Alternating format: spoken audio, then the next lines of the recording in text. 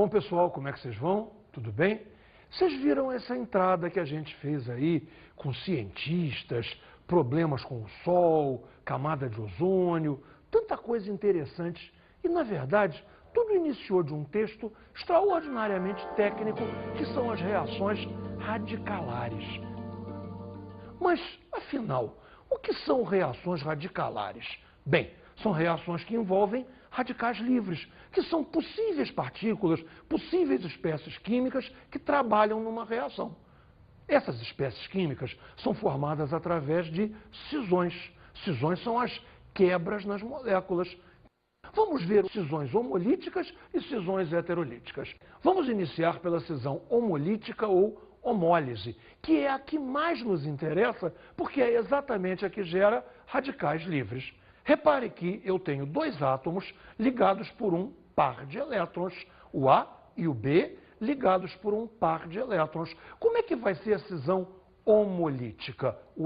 O nome está indicando. Homo é igual. Eu vou fazer uma quebra, mas uma quebra igual. O que eu quero dizer com quebra igual? Claro, o A leva um elétron e o B leva um elétron. Ninguém fica com carga, ninguém fica negativo, ninguém fica positivo. Observe novamente no esquema.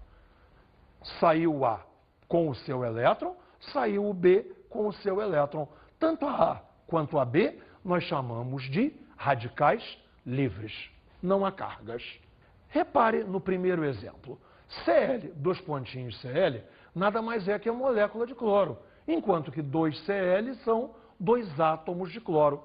Repare uma coisa, esses dois átomos de cloro são extremamente reativos. Eles estão com 7 elétrons. Você lembrou que cloro é grupo 7A? Então tem 7 elétrons e quer ter 8. Logo esses átomos saem, entre aspas, tá? Desesperados por se combinarem a alguém. Eles são extremamente reativos. Vamos ver um outro exemplo?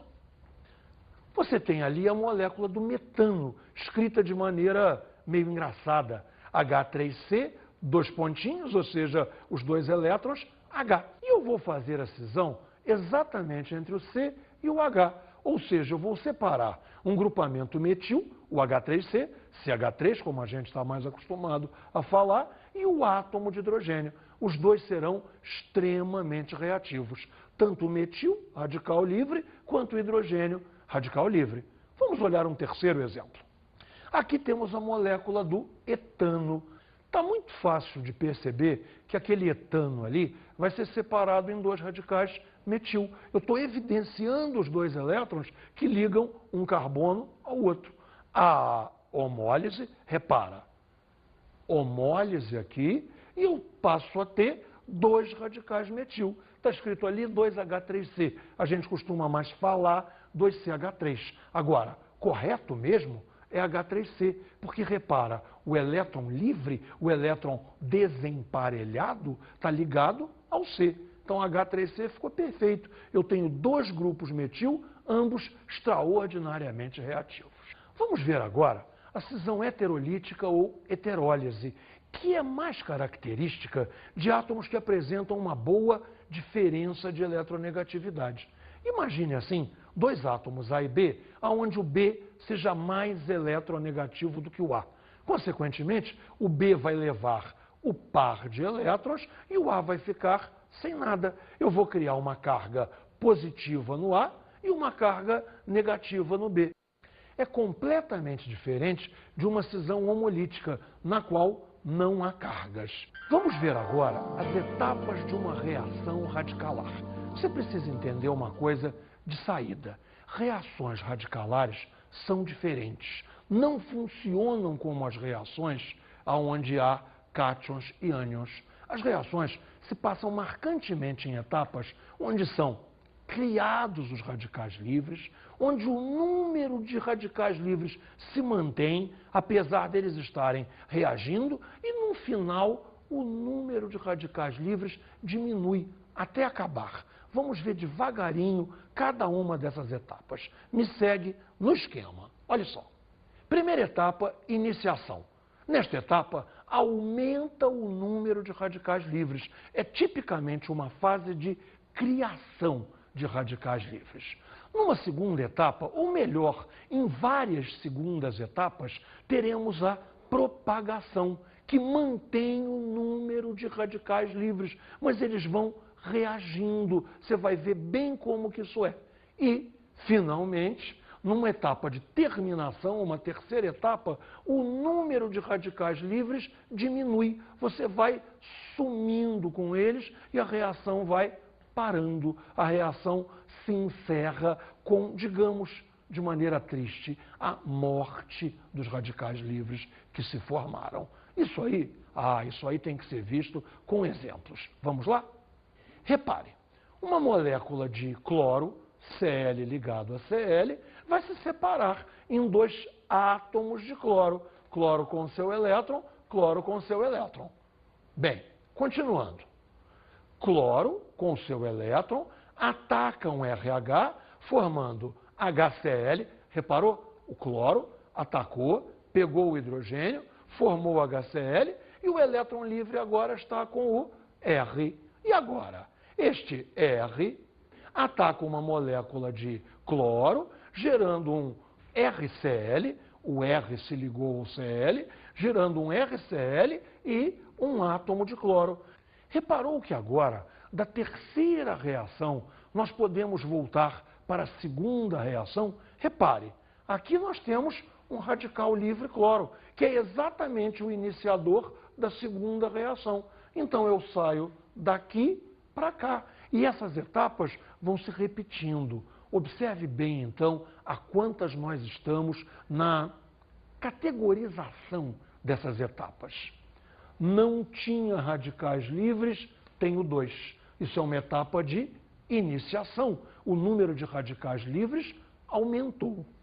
Aqui eu tenho um radical livre, continuo tendo um radical livre. Aqui eu tenho um radical livre, continuo tendo um radical livre. Essas duas etapas são as etapas de propagação. E repare que elas são sucessivas. Uma chama a outra, que chama a anterior, e vamos ciclando esse processo. Repare, o iniciador é o radical livre cloro, que se transforma num radical livre R, que gera um radical livre cloro. E voltamos à segunda etapa. Isso aí, se a luz se mantiver, pode ter consequências dramáticas. A reação prossegue de maneira muito veloz. Olá, professor. Me diga uma coisa. O que significa aquele HV em cima da seta da primeira reação? Ah, Gotinha, eu até esqueci de falar. Primeiro repare no HV. Aquela segunda letrinha ali, que parece um V, é a letra Ni, grega. HNi é um símbolo muito usado em química para luz. Não exatamente luz visível, mas energia luminosa. Ocasionalmente pode ser infravermelho, ocasionalmente pode ser ultravioleta, mas também pode ser pensado em termos de luz. Halogênios, por exemplo, que nem o cloro, são muito sensíveis à luz. Gotinha, gostei de ver. Você está atenta a tudo. Professor, qual é a mais importante reação que se passa através de radicais livres? Claro que eu sei, Gotinha. Agora, se é a mais importante, eu não sei. Mas uma coisa eu te garanto, é a mais famosa. Sabe qual é?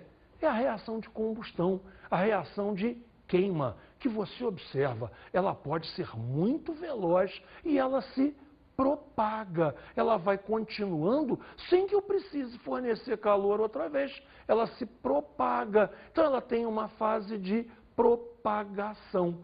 É uma reação muito rápida, uma reação muito veloz e, consequentemente, uma reação muito perigosa. Vamos ver, por exemplo, como é que funciona a combustão do hidrogênio, que gera você, Gotinha, gera água. Observe, 2 moléculas de hidrogênio, mais uma molécula de oxigênio, mais energia térmica de ativação. Caramba, pode parar. O que é energia térmica de ativação? A energia que eu preciso para gerar os radicais livres. Perceba, essa é uma fase de iniciação. A molécula de hidrogênio vai quebrar, dando 2 átomos de hidrogênio. Se eu tenho 2 moléculas, claro que eu gerarei 4 átomos de hidrogênio. A molécula de oxigênio vai quebrar em 2 átomos de oxigênio. que eu vou obter, então, como o final dessa fase de iniciação? 4 átomos de hidrogênio e 2 átomos de oxigênio. Um coquetel de 6 radicais livres.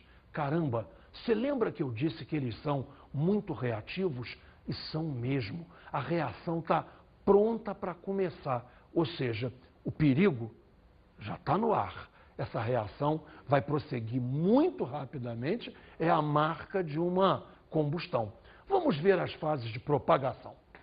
Um átomo de hidrogênio pode atacar uma molécula de oxigênio. Caramba, eu quero que você entenda que para que a reação se propague, um radical livre tem que gerar outro, porque senão a reação ia morrer. Imagine que aqueles 4 átomos de H e 2 átomos de O se combinassem. Ótimo, formava água e a reação teria acabado. Simplesmente teria acabado. Não, a reação tem que se propagar, a reação tem que se autoalimentar. Imagina só, se para queimar uma folha de papel, eu precisasse acender um fósforo para cada pedacinho de papel que eu fosse queimar. Você sabe que não é assim. Você acende um fósforo e a combustão se propaga por todo o papel. Percebeu o verbo outra vez? Propaga. Etapa de propagação. Um radical livre gerando outro. Observe de novo no esquema. Um átomo de hidrogênio ataca uma molécula de oxigênio, gera uma hidroxila como radical livre e um átomo de oxigênio como radical livre. Caramba, essa etapa de propagação é poderosa, porque a partir de um radical livre, nós geramos 2. A reação corre o risco simplesmente de acelerar. Você já viu isso? Uma combustão começa meio tímida, de repente dá a impressão que as moléculas se empolgam e saem queimando. É mais ou menos isso mesmo. Está aumentando o número de radicais livres na panela química que você tem. A reação se autoacelera. Claro que isso aí é um risco. Isso aí é perigoso. Vamos à próxima fase. Aquele átomo de oxigênio pode atacar uma molécula de hidrogênio, novamente gerando uma hidroxila e um átomo de hidrogênio. Novamente, repara, um radical livre gerou 2. Essa é uma etapa de propagação, ok, mas também é uma etapa de aceleração. Ela está aumentando o número de radicais livres. Observe como continua. Uma hidroxila ataca uma molécula de hidrogênio, forma água e gera um radical livre, hidrogênio. Reparou que dessa vez o número de radicais livres se manteve? Você tem um de cada lado. Isso aí sim, é tipicamente uma fase de propagação. Mas, por exemplo, professor, como é que eu, uma gotinha de água, apago o fogo? Ah, Gotinha, o seu papel no apagar do fogo é muito importante. Repara, água tem um calor específico muito elevado. Consequentemente, a água é capaz de absorver o calor gerado pela combustão. Ou seja, o calor gerado pela combustão não trabalha para fazer novos radicais livres. Então, se não há novos radicais livres, nós passamos a ter apenas reações de terminação, que podem ser diversas. Repara, 2 átomos de H podem se juntar outra vez e dar H2. 2 átomos de O podem se juntar outra vez e dar O2. E, finalmente, a formação de várias moléculas de água, terminando com os radicais livres. Ou seja, você força a reação de finalização. Você força as etapas de terminação da reação, absorvendo o calor dela. Repare, frequentemente a gente acha que o fogo apaga porque a água fez alguma coisa. Realmente a água fez alguma coisa, mas o que ela fez de mais importante foi abaixar a temperatura. Ok? Você entendeu qual é o seu papel nessa história? Vejamos agora uma das mais importantes reações via radicais livres, que é a halogenação de alcanos. Observe, RH está representando um alcano, X2 está representando a molécula de hidrogênio. O que parece estar acontecendo? Hidrogênio sai, se combina com um átomo de X e forma HX. o outro átomo de X entra no lugar e você obtém Rx. Parece que é isso que está acontecendo. Bem, vamos detalhar melhor essa reação. Repare, chamamos de halogenação, genericamente X2, aonde X2 pode ser flúor, cloro, bromo ou iodo. Ou seja, halogenação, entrada de halogênio, entrada de flúor, cloro, bromo ou iodo. É tudo igual? Não, positivamente não. É bem diferente. Repare, a fluoração pode ser explosiva. Tanto a cloração quanto a bromação apresentam bons resultados. Mas veja bem, a iodação é bastante lenta. Sabe por quê? O átomo de iodo é muito grande. Repara comigo. Flúor, cloro, bromo e iodo. Segundo período, terceiro período, quarto período, iodo já é um átomo do quinto período. Ou seja, para ele estar com 7 elétrons ou com 8 elétrons, não é uma diferença tão grande. O iodo, então, não é muito reativo. Logo, a reação de iodação é lenta. Químicos brincam às vezes e dizem que ela é tão lenta que é uma reação sonolenta. Desculpe o trocadilho horroroso. Prometo que eu não repito. Observe, então, a reação de cloração do metano, que é ativada pela luz. Repare só. Metano mais cloro, a luz é um papel fundamental da reação, dando cloro-metano mais HCl. Vamos ver o mecanismo em que essa reação ocorre? Repare, a primeira etapa é onde a luz participa. A luz faz a molécula de cloro quebrar em 2 átomos de cloro, com o aparecimento de 2 radicais livres. O radical livre é que vai iniciar a segunda etapa. Repare, na segunda etapa, um radical livre cloro ataca o metano. Ataca o metano, retira um hidrogênio de lá, forma-se uma molécula de HCl e geramos um radical metil. Note, um radical livre. Você ainda lembra o nome da etapa onde o número de radicais livres se mantém? Eu não vou dizer não, você que vai lembrar. Vamos para a terceira. É um radical livre metil, ataca ele próprio agora uma molécula de cloro. Retira um átomo de cloro daqui, dá clorometano e liberou um cloro radical livre. Novamente, um metil radical livre, um cloro radical livre, o número de radicais livres novamente se manteve. Você lembrou qual é o nome dessa etapa? Quero ver. E, finalmente, quarta etapa, um átomo de cloro se reencontra com um átomo de cloro e forma Cl2. Essa etapa acaba com os radicais livres. Com o cloro é relativamente fácil de fazer isso. Basta você apagar a luz. Você não fornece mais luz, os átomos de cloro se reencontram e é refeita a molécula de cloro. Vamos ver se você lembrou todos os nomes de todas as etapas. Na primeira etapa, houve a criação dos radicais livres, logo, iniciação. Na segunda e na terceira, o número de radicais livres se manteve, logo, reação de propagação. E a quarta é a terminação, onde simplesmente os radicais livres morrem. Vamos ver agora a ordem de substituição, ou seja, com que facilidade o hidrogênio é substituído. Repare a sequência. Hidrogênio do carbono terciário, maior que hidrogênio do carbono secundário, maior que hidrogênio do carbono primário. Ou seja, meu querido, o hidrogênio mais fácil para sair é o hidrogênio de carbono terciário, que pode existir ou não. Se não existir, agora o mais fácil para sair é o hidrogênio de carbono secundário. E, finalmente, o mais difícil para sair é o hidrogênio de carbono primário. Você sabe o que a gente vai estudar agora? Nós vamos estudar como foi resolvido um dos mistérios da química lá pelo começo do século XX. Às vezes as reações funcionavam de um jeito, às vezes funcionavam de outro, as pessoas não entendiam bem. Nós preparamos um texto especial sobre esse assunto.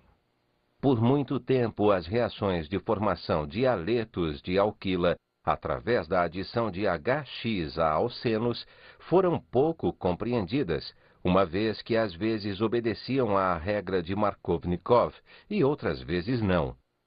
Karachi e seus alunos, em 1929, na Universidade de Chicago, realizaram mais de uma centena de experimentos e solucionaram o problema.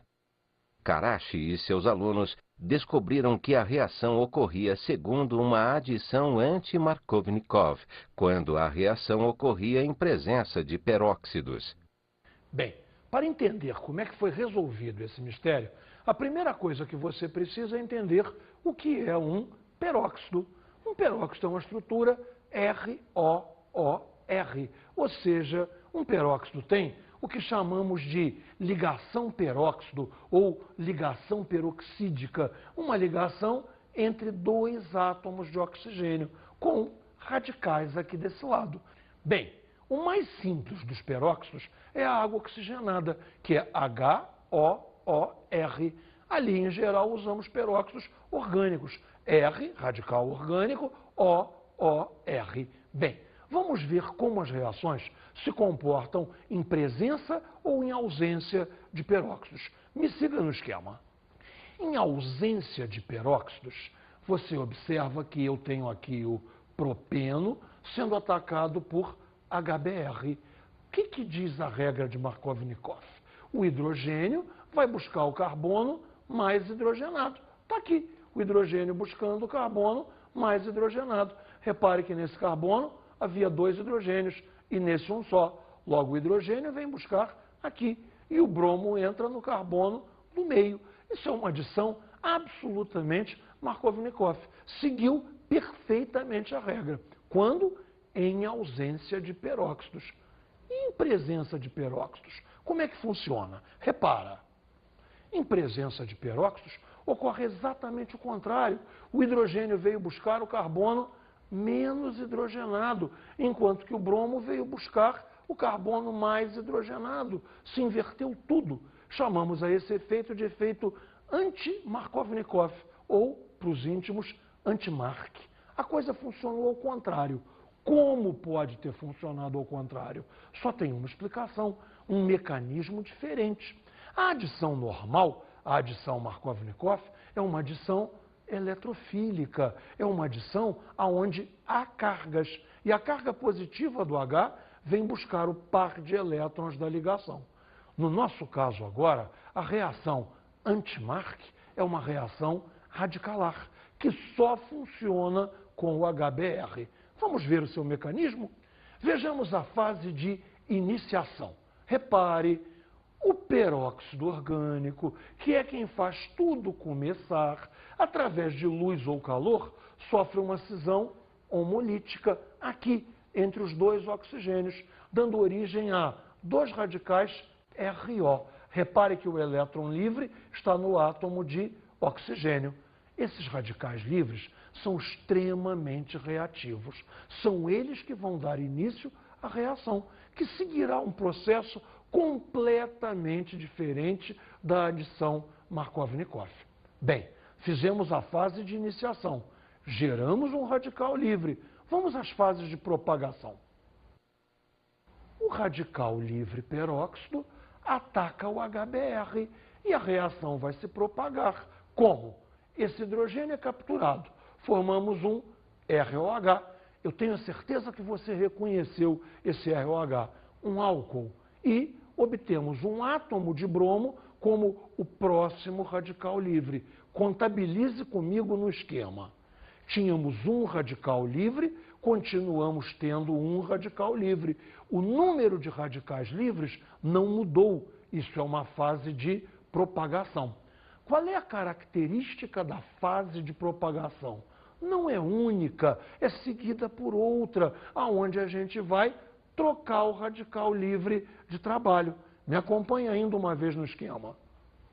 Numa segunda fase de propagação, o bromo vai atacar a molécula do alceno, vai atacar a molécula do propeno. Ele ocupa a posição mais favorável para que deixe o radical livre ser um radical livre de carbono secundário.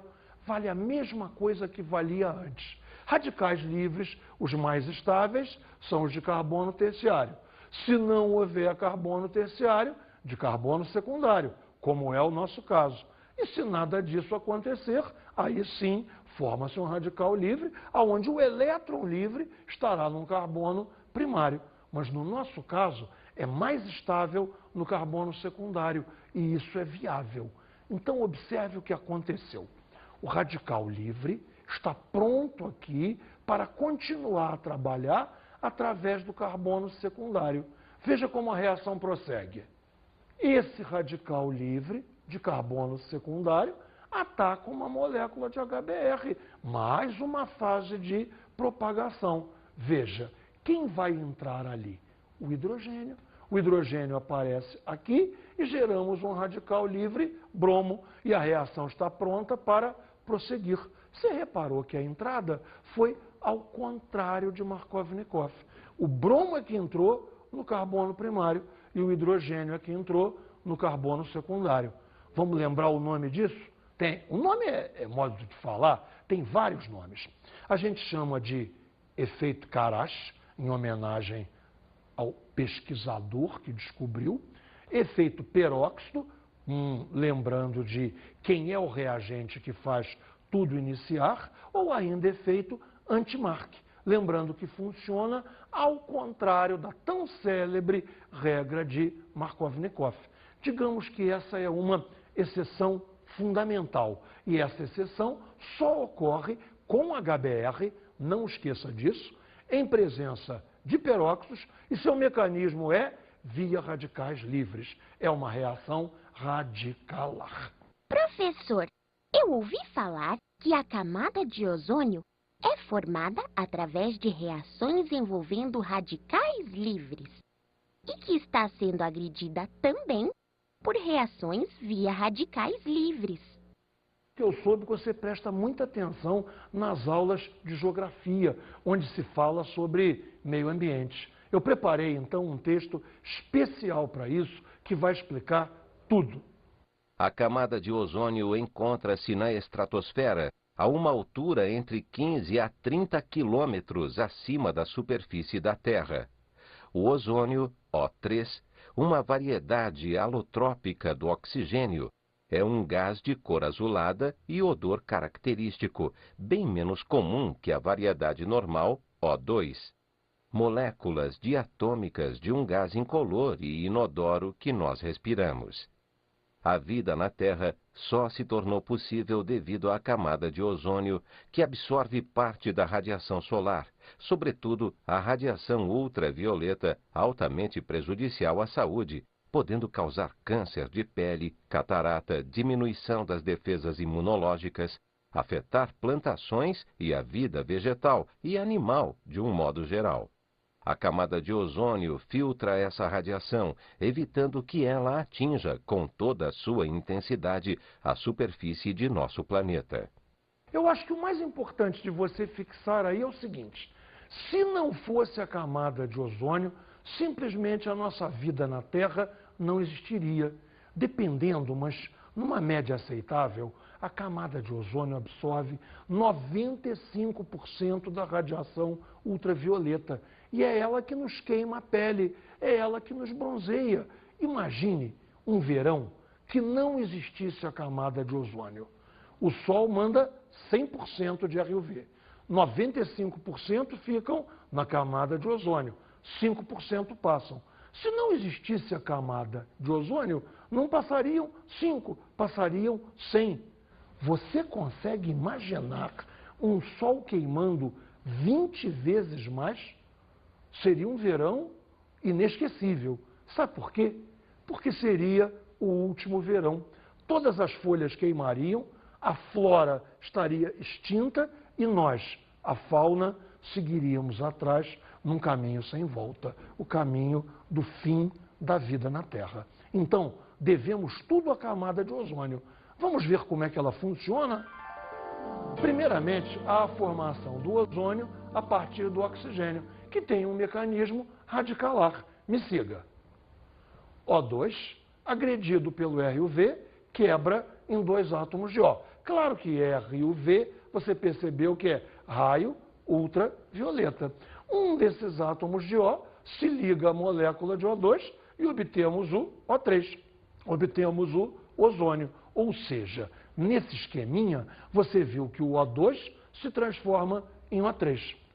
É só isso? Não. Também temos a transformação do ozônio em oxigênio, novamente com o mecanismo radicalar. Observe, ozônio atacado pelo RUV, quebra dando O2 e um radical livre oxigênio.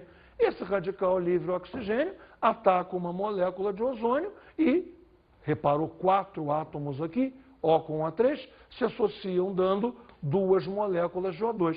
E nessa brincadeira de transformar ozônio em oxigênio e vice-versa, oxigênio em ozônio, o RUV vai sendo consumido. A sua energia, que poderia nos fazer muito mal, é gasta, é consumida, transformando o ozônio em oxigênio e retransformando o oxigênio em ozônio, num ciclo que para nós é salvador. Em 1974, 2 cientistas, trabalhando em conjunto, o professor F. Sherwood Howland, do Departamento de Química da Universidade da Califórnia, em Irvine, e o professor Mário Molina, do Departamento de Química do Massachusetts Institute of Technology, MIT, publicaram um artigo na revista Nature, denunciando a ameaça à camada de ozônio dos gases conhecidos como CFC, por conterem cloro, flúor e carbono.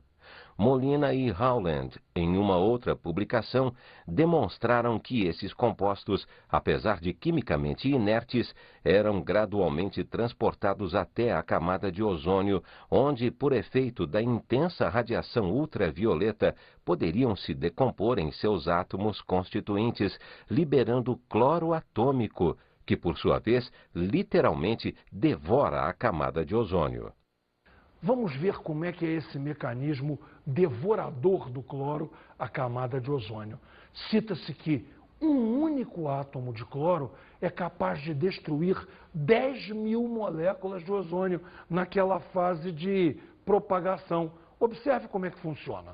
O ataque dos CFC é uma reação radicalar, onde um CFC, CFC, cloro, flúor, carbono, atacado pelo RV, separa os 3 flúores e um único átomo de cloro. Esse átomo de cloro ataca uma molécula de ozônio, dela retira um oxigênio, forma um radical livre ClO e transforma em O2. Repare que esse radical ClO pode se juntar a outro átomo de O, gerando O2 e regenerando um radical livre cloro. Está aqui a brincadeirinha. O átomo de cloro ataca o ozônio, que vira o oxigênio, refaz o oxigênio, mais uma molécula, e se transforma num átomo de cloro. Eu tenho o início e o fim, que volta ao início. Nessa etapa de propagação, ocasionalmente, um átomo de cloro destrói de 10.000 a 100.000 moléculas de ozônio, literalmente devorando a camada de ozônio, com grande perigo para nós, seres humanos.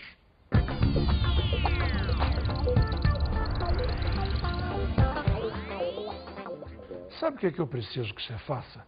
Eu preciso que você, além de estudar química, dê muita atenção às outras matérias que falam na química. O pessoal só dá ênfase, às vezes, à biologia, e está errado. A geografia tem muito a contribuir para que a gente estude realmente de maneira interdisciplinar. Afinal de contas, é a geografia que fala em meio ambiente.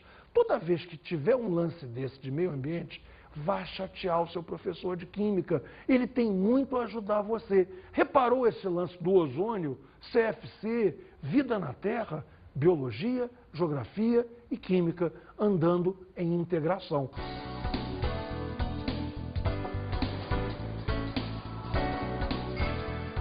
Na aula de hoje estudamos as reações radicalares, que são completamente diferentes das reações onde há partículas com carga elétrica. Você viu o fundamental. Inicia-se a reação gerando radicais livres. Radicais livres são propagados nas outras fases.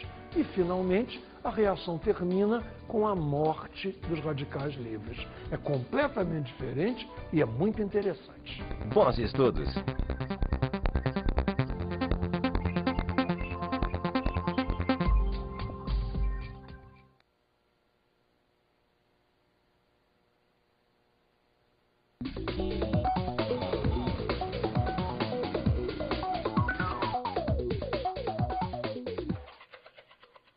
Professor, meu querido, minha amiga professora, fizemos o maior esforço possível para dar a você subsídios, meios, ideias para tornar essa aula dinâmica, atraente, agradável.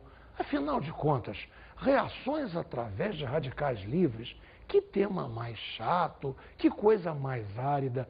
Não deixe ninguém dizer a você isso a respeito da nossa química. Química não é árida nunca. Árido, às vezes, é como ensinamos. Temos que buscar sempre o novo. Buscar novo, como fazer.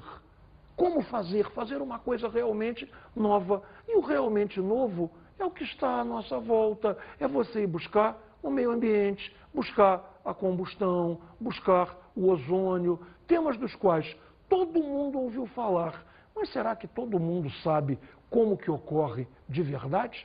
Cabe a nós procurar, saber, ensinar. Ensinar como realmente ocorre. Química, não se deixe enganar, é a ciência da vida. Cabe a nós fazer com que o nosso aluno também ache isso. Bom trabalho.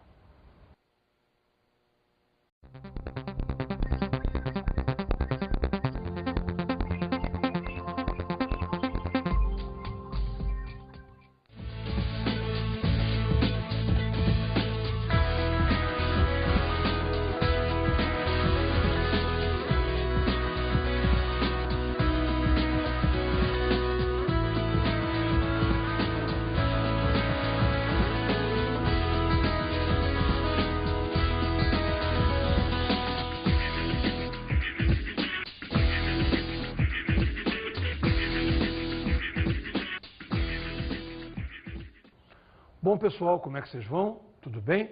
Vocês viram essa entrada que a gente fez aí com cientistas, problemas com o Sol, camada de ozônio, tanta coisa interessante. E, na verdade, tudo iniciou de um texto extraordinariamente técnico, que são as reações radicalares.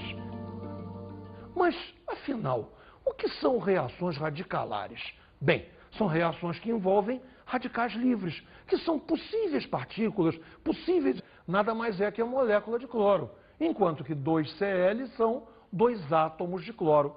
Repare uma coisa, esses 2 átomos de cloro são extremamente reativos, eles estão com 7 elétrons. Você lembrou que cloro é grupo 7A? Então tem 7 elétrons e quer ter 8. Logo esses átomos saem, entre aspas, tá? Desesperados por se combinarem a alguém. Eles são extremamente reativos. Vamos ver um outro exemplo? Você tem ali a molécula do metano, escrita de maneira meio engraçada. H3C, 2 pontinhos, ou seja, os 2 elétrons, H. E eu vou fazer a cisão exatamente entre o C e o H. Ou seja, eu vou separar um grupamento metil, o H3C, CH3, como a gente está mais acostumado a falar, e o átomo de hidrogênio. Os dois serão extremamente reativos. Tanto o metil, radical livre, quanto o hidrogênio, radical livre. Vamos olhar um terceiro exemplo. Aqui temos a molécula do etano. Está muito fácil de perceber que aquele etano ali vai ser separado em 2 radicais metil. Agora, as etapas de uma reação radicalar. Você precisa entender uma coisa de saída. Reações radicalares são diferentes. Não funcionam como as reações onde há cátions e ânions. As reações se passam marcantemente em etapas onde são criados os radicais livres, onde o número de radicais livres se mantém, apesar deles estarem reagindo, e no final o número de radicais livres diminui até acabar. Vamos ver devagarinho cada uma dessas etapas. Me segue no esquema. Olha só. Primeira etapa, iniciação. Nesta etapa, aumenta o número de radicais livres. É tipicamente uma fase de criação de radicais livres. Numa segunda etapa, ou melhor, em várias segundas etapas, teremos a propagação, que mantém o número de radicais livres, mas eles vão reagindo. Você vai ver bem como que isso é. E, finalmente, numa etapa de terminação, uma terceira etapa, o núcleo, eu estou evidenciando os 2 elétrons que ligam um carbono ao outro. A homólise, repara, homólise aqui e eu passo a ter 2 radicais metil. Está escrito ali 2H3C. A gente costuma mais falar 2CH3. Agora, correto mesmo é H3C, porque repara, o elétron livre, o elétron desemparelhado, está ligado ao C. Então, H3C ficou perfeito. Eu tenho 2 grupos metil, ambos extraordinariamente reativos. Vamos ver agora a cisão heterolítica ou heterólise, que é mais característica de átomos que apresentam uma boa diferença de eletronegatividade. Imagine assim, 2 átomos A e B, onde o B seja mais eletronegativo do que o A. Consequentemente, o B vai levar o par de elétrons e o A vai ficar sem nada. Eu vou criar uma carga positiva no A e uma carga negativa no B. É completamente diferente de uma cisão homolítica, na qual não há cargas. Vamos ver as espécies químicas que trabalham numa reação. Essas espécies químicas são formadas através de cisões. Cisões são as quebras nas moléculas. Vamos ver cisões homolíticas e cisões heterolíticas. Vamos iniciar pela cisão homolítica ou homólise, que é a que mais nos interessa, porque é exatamente a que gera radicais livres. Repare que eu tenho 2 átomos ligados por um par de elétrons, o A e o B, ligados por um par de elétrons. Como é que vai ser a cisão homolítica? O nome está indicando. Homo é igual. Eu vou fazer uma quebra, mas uma quebra igual.